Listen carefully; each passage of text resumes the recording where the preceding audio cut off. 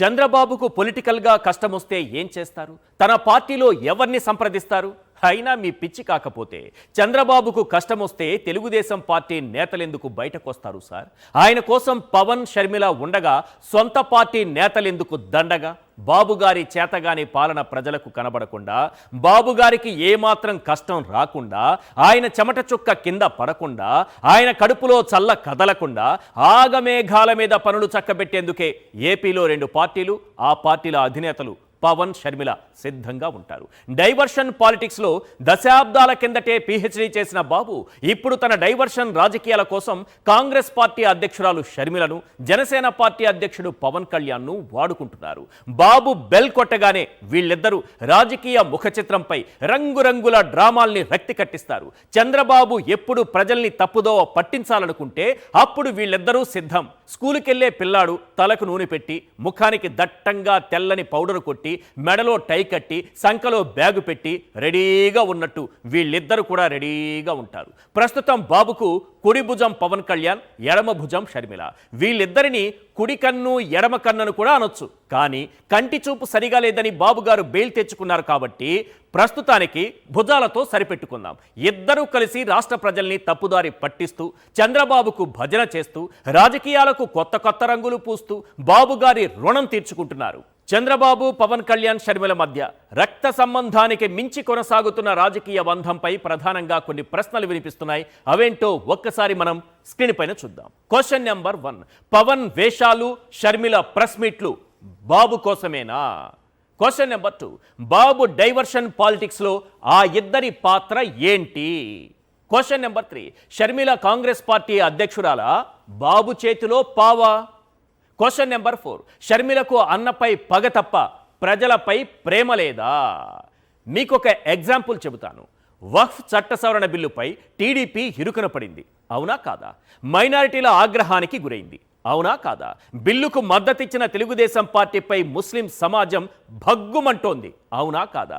కొంతమంది నేతలు రాజీనామాలు చేసే ఆలోచనలో కూడా ఉన్నారు, అవునా కాదా?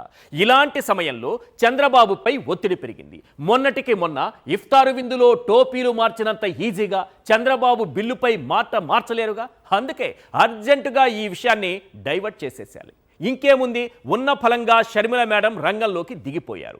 ఓవైపు దేశమంతా వక్ఫ్ బోర్డు సవరణ బిల్లుపై అట్టుడికి పోతుంటే మేడం గారు మాత్రం అన్నపై కోపంతో రగిలిపోయారు.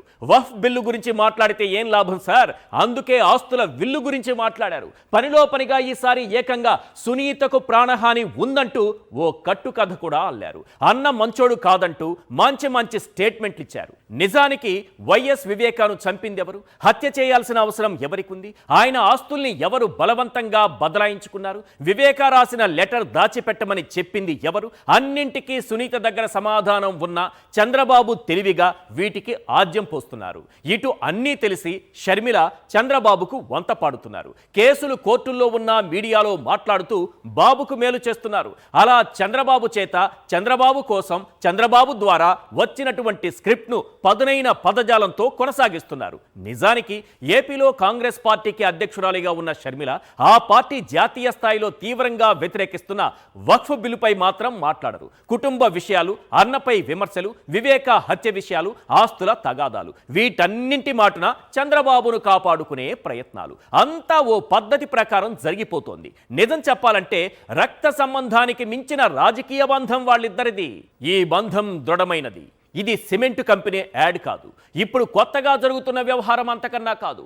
బాబు గారికి షర్మిల రాజకీయ బినామీ. పైకి హస్తం గుర్తు చూపిస్తూ కరుడుగట్టిన టీడీపీ కార్యకర్తలా వ్యవహరిస్తున్నారు. మిర్చి రైతుల కన్నీళ్లు తొడవడానికి జగన్ వెళితే సరిగ్గా టైం చూసుకుని షర్మిల మీడియా ముందు వాలిపోతారు. మిర్చి రైతుల కష్టాలు వెనక్కిపోతాయి, కుటుంబ ఆస్తులు ముందుకొస్తాయి. అన్యాయంగా టీడీపీ గుండాలు అమాయకుల్ని నరికి నరికి చంపుతుంటే, జగన్ బాధిత కుటుంబాల్ని పరామర్శిస్తుంటే సరిగ్గా అప్పుడే షర్మిల ప్రత్యక్షమవుతారు. వివేక హత్య కేసును ప్రస్తావిస్తారు. విద్యార్థుల ఫీజు రీయింబర్స్మెంట్ పై జగన్ స్పందిస్తే సరిగ్గా అప్పుడే షర్మిల మీడియా ముందుకొచ్చి అన్నపై అవాకులు చవాకులు మాట్లాడుతారు. ఒక్క మాటలో చెప్పాలంటే ప్రజా సమస్యలు వెనక్కి, ఆమె గారి ఆస్తుల గోల ముందుకి.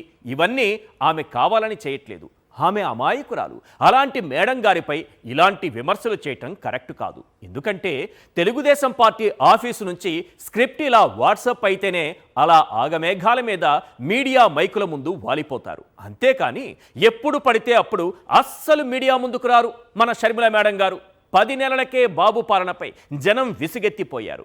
ఒక్క హామీ నెరవేర్చలేదు. రోడ్లపైకొచ్చి ప్రజలు ఆందోళనలు చేస్తున్నారు. అంగన్వాడీలు ధర్నాలు చేస్తున్నారు. డిఎస్సి అభ్యర్థులు నిరసనలు చేస్తున్నారు. గిట్టుబాటు ధరలు లేక రైతులు లబోదీబోమంటున్నారు. కరెంటు ఛార్జీలపై ప్రజలు ఉద్యమిస్తున్నారు. ఫీజు రియంబర్స్మెంట్ అందక విద్యార్థులు ఇబ్బందులు పడుతున్నారు. ఇవేవి షర్మిల కళ్లకు కనిపించవు. ఆమె వీటిపై స్పందించరు. చంద్రబాబును పల్లెత్తు మాట అనరు. మేడం సార్, మేడం అంతే, మనసంతా పసుపుమయం. షర్మిల కేవలం మీడియా ముందుకొచ్చి మాట్లాడుతారంతే. కానీ పవన్ కళ్యాణ్ అలా కాదు. పావలా యాక్టింగ్ చేయమంటే ముప్పావలా పెర్ఫార్మెన్స్తో ఎరగదీస్తారు. ఏకంగా వేషాలే వేసేస్తారు. బాబు కోసం సీజన్కో గెటప్లోకి మారిపోతారు. అక్కడ సినిమాల్లో కాస్ట్యూమ్స్ మార్చడం, ఇక్కడ పాలిటిక్స్లో గెటప్స్ మార్చడం. అక్కడ రెమ్యునరేషన్, ఇక్కడ ప్యాకేజీ. అంతే తేడా. షర్మిల ఈ మధ్యే బాబు కోటరీలోకి చేరారు. కానీ ఈయన గారైతే ఏకంగా బాబు కోసమే పార్టీ పెట్టారు. దశాబ్ద కాలంగా ఆయన కోసమే పనిచేస్తున్నారు. ఇప్పుడు బాబు డైవర్షన్ పాలిటిక్స్లో మెయిన్ ఆర్టిస్టుగా కొనసాగుతున్నారు. స్వతహాగా నటుడైన ఈయనకు కెమెరాకు ఎలా పోజులు పెట్టాలి, ఏం చేస్తే మీడియా అట్రాక్ట్ అవుతుంది, ఏం మాట్లాడితే జనం డైవర్ట్ అవుతారనేది చెప్పనక్కర్లేదు. పైగా బాబు డైరెక్షన్లో ఈ దశాబ్ద కాలంలో ఈయన మరింత రాటుదేలారు. లడ్డూలకు జంతువుల కొవ్వని బాబు అనగానే ఈయన సనాతని అంటూ వేషం కట్టేస్తారు. గుడిమెట్లు కడిగేస్తారు. ప్రాయశ్చిత్త దీక్షలు చేసేస్తారు. ఇవన్నీ కేవలం డైవర్షన్లో భాగంగా పోషించే క్యారెక్టర్లే. వక్ఫ్ బోర్డు బిల్లు తెరపైకి వచ్చిన వెంటనే బాబు గారు ఇబ్బంది పడుతున్నారని వెంటనే ఋషికొండ అంశం తెరపైకి తెస్తారు. రైతుల గిట్టుబాటు ధరలపై మాట్లాడరు. కానీ సీజ్ ద షిప్ అంటూ సముద్రంలోకి వెళ్ళిపోతారు.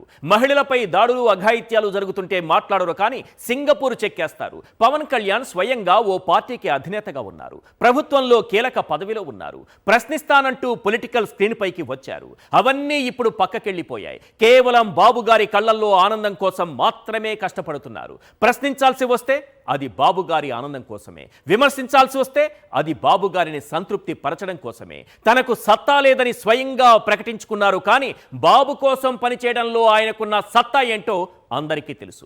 ఒక్కటి మాత్రం నిజం, పవన్ కళ్యాణ్ అయినా షర్మిలైనా తెలుసుకోవాల్సింది ఒక్కటే. నిజమైన బంధానికి రక్త సంబంధానికి మించింది రాజకీయ బంధం అనుకుంటున్నారు.